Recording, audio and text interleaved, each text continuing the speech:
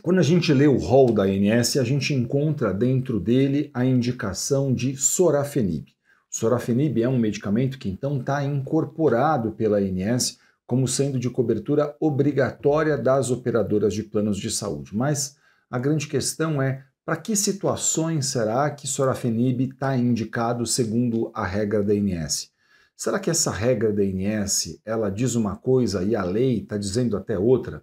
A grande questão aqui é entender um pouquinho o que diz a regra da ANS. Eu sou Elton Fernandes, eu sou advogado especialista em plano de saúde, professor de pós-graduação em importantes instituições da área e autor de livro jurídico. Hoje eu vou tentar desmistificar um pouco para vocês sobre as regras do setor dos planos de saúde.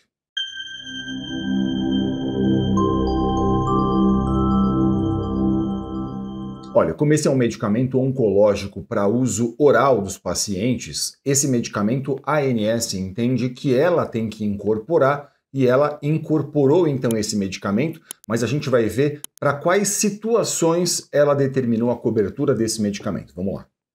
Notem que o sorafenib está dentro do rol de procedimentos da ANS, especificamente para o tratamento do câncer de fígado. A ANS incorporou esse medicamento para o tratamento do hepatocarcinoma avançado em pacientes SHIELD-A. Contudo, na bula do medicamento aprovado pela Anvisa no Brasil, há indicação ainda para outros tipos de tumores, como, por exemplo, o câncer de rim e tireoide, de forma que o câncer de fígado é apenas uma das indicações terapêuticas possíveis. E, claro, existem ainda outras indicações que constam da ciência, mas elas não estão propriamente na bula. Olha, essa então é a regra da ANS, a Agência Nacional de Saúde Suplementar. Essa regra está definida dentro do que a gente chama de Resolução Normativa número 465 de 2021. O que faz a ANS? Ela incorporou esse medicamento, como a gente viu, para essas específicas situações, de forma que, se o caso está em acordo com essas situações especificamente, a operadora de plano de saúde, segundo o entendimento da ANS, está obrigada a fazer a autorização. Qual que é o prazo para que a operadora de saúde faça a autorização disso? O prazo é de 10 dias. 10 dias úteis é o prazo que a operadora de saúde deve levar para fazer com que esse medicamento chegue até a casa do paciente, chegue até a casa daquela pessoa que vai fazer a utilização. De forma que, se o caso está em acordo com esta regra da ANS especificamente, se a operadora de saúde recusar, o que seria adequado e ideal seria você fazer uma reclamação dentro da própria ANS. Por quê? Porque a ANS fiscaliza as regras que ela editou. E aí, claro, se está em acordo com a regra dela, ela vai ter que fazer a fiscalização disso. Isso pode levar tempo, claro, mas você tem esse direito, essa prerrogativa de fazer isso. Se seu caso não está em acordo com a regra da ANS, aí provavelmente não me parece que a ANS vai tomar algum partido disso ou vai botar a mão nesse tipo de questão. Claro, você tem toda a possibilidade ainda de fazer a reclamação, mas aqui é importante dizer, numa situação como essa, o que eu considero mesmo adequado é que você converse com um advogado especialista em plano de saúde. E por que eu acho importante que você faça isso? Porque, veja, a lei dos planos de saúde atualmente, a lei 9656 de 98, ela diz que mesmo que um tratamento prescrito ao paciente não esteja em acordo com a regra da ANS, com esse rol de procedimentos da ANS, o tratamento deve ser autorizado se ele estiver em acordo com a ciência.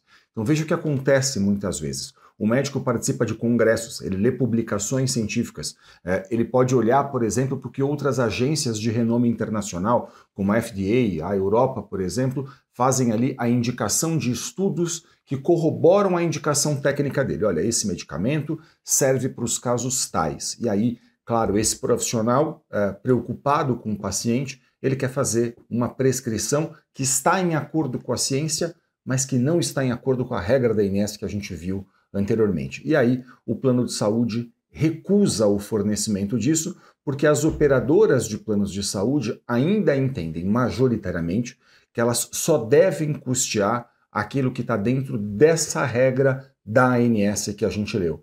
Então existe um descompasso entre o rol da ANS muitas vezes e a ciência. E existe um descompasso também porque a operadora de plano de saúde, ao invés de cumprir a lei, ela cumpre exclusivamente o critério que está dentro desse rol de procedimentos da ANS que a gente leu. E aí o que fazer numa situação como essa? Nessa situação, um advogado especialista em plano de saúde vai poder analisar o seu caso e ele vai poder, então, a partir dessa análise, entender o seguinte: se está em acordo com a regra da ANS, ele pode, ele mesmo, inclusive, ajudar você a formalizar a reclamação dentro da ANS. Essa é uma prerrogativa que o advogado tem, que esse profissional possui. E aí, claro, se não estiver em acordo com a regra da ANS, ele vai ter que entender o caso, analisar se é, por exemplo, a situação de mover eventualmente uma ação judicial contra esse plano de saúde, a fim de buscar no Poder Judiciário a cobertura desse tipo de tratamento. Okay? Então, essa é uma possibilidade que o advogado possui. E claro, você deve estar perguntando, mas será que se eu tiver, por exemplo, que mover uma ação, como é que isso funciona, né? Como é que seria isso na prática? Isso não vai levar muito tempo? Deixa eu explicar um pouquinho para vocês essa questão. Olha, a ação judicial é um procedimento. Esse procedimento, por exemplo, ele pode ser feito com um pedido de liminar. O que é um pedido de liminar, né? Um pedido de liminar é um requerimento que você faz a um juiz pedindo que ele determine desde logo, desde o começo do processo, o fornecimento do tratamento que aquela pessoa precisa.